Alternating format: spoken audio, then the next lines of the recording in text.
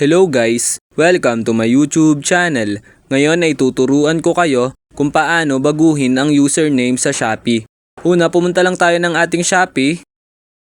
Ayan, then kapag nandito na tayo sa ating Shopee, then pansinin nyo lang yung me na nasa baba, which is eto. Ayan, makikita nyo naman siya sa corner. Then kapag nakita nyo na, i-click lang natin. Then kapag naklik na natin yan, andito na tayo. Then pansinin nyo naman sa upper part yung setting sign, which is eto sa upper part sa taas.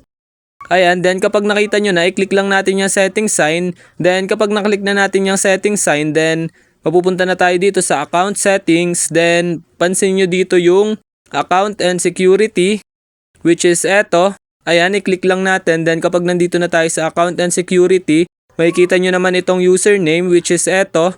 Ayan, makikita nyo. Then, i-click lang natin yung username. Then, kapag naklik na natin yan, then may lalabas na ganito. Then, continue lang. Ayan.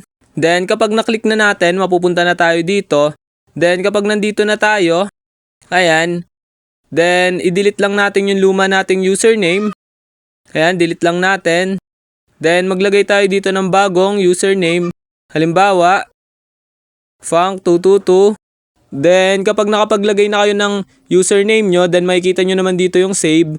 Then, kapag nakita nyo na yung save, i-click lang natin yung save.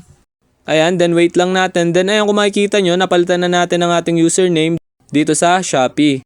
Ayan, kung makikita nyo naman, iba na ang ating username. Then, papakita ko sa inyo.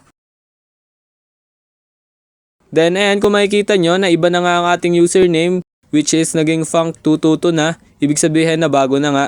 So ayun lang guys, ganun lang naman kadali magpalit ng username dito sa Shopee. Ayun lang, thanks for watching. Subscribe me for more videos like this. Thank you!